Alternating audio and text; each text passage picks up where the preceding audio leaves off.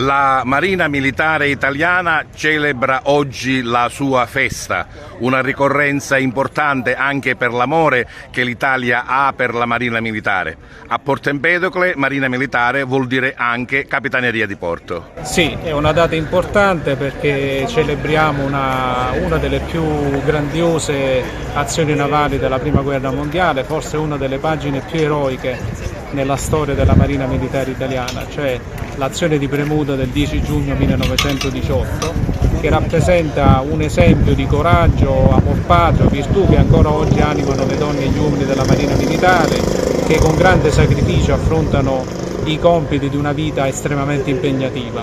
Come lei diceva, la Capitaneria di Porto Empedocle, in quanto appartenente alla Guardia Costiera, fa parte a pieno titolo della Marina Militare e quindi siamo qui a festeggiare la festa della Forza Armata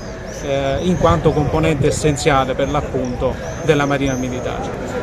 Sì, ancora una volta la Capitaneria di Porto festeggia la festa della Marina d'Italia, che per Porto Empedocle è un evento importante, visto che la Capitaneria di Porto vive in simbiosi con la città di Porto Empedocle. Grazie al comandante, grazie alla Capitaneria di Porto per aver organizzato questa giornata, perché è una giornata che mette in luce quello che è il compito e le funzioni della Capitaneria di Porto, un grande corpo, una grande capitaneria che nel corso degli anni ha dimostrato di essere presente sul territorio, non solo in mare ma anche sulla terraferma, col controllo delle spiagge. È chiaro che questo rappresenta un momento di festa e quindi di gioia per la Capitaneria di Porto, ma anche per la città di Porto Empedocle, che è sempre vissuta in simbiosi con la Capitaneria di Porto.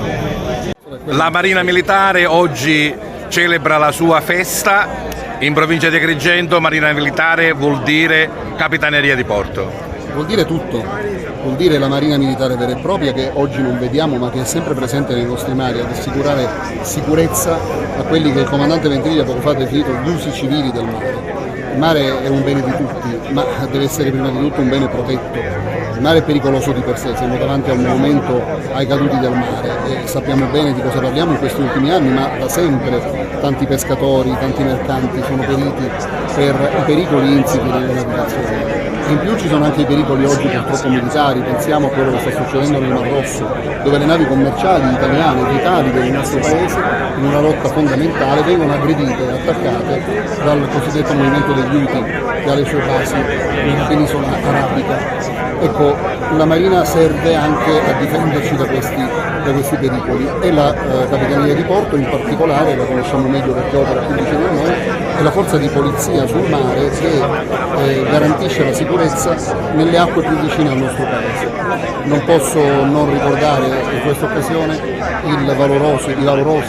salvataggi che quotidianamente il corpo delle Capitanerie di Porto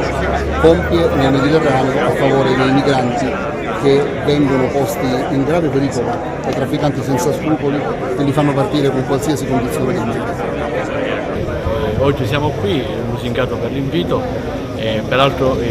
sono legato tantissimo a Porto Empedocle, ci ho lavorato per più di 30 anni, oggi si